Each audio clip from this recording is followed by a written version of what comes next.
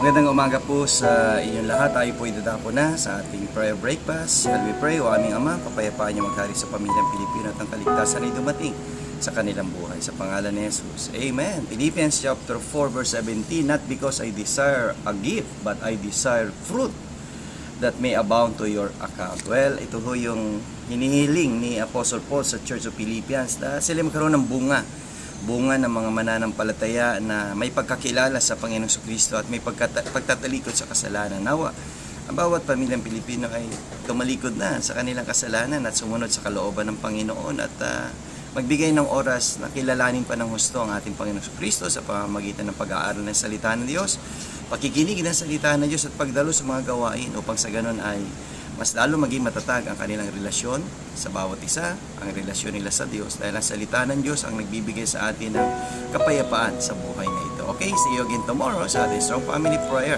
and Exhortation.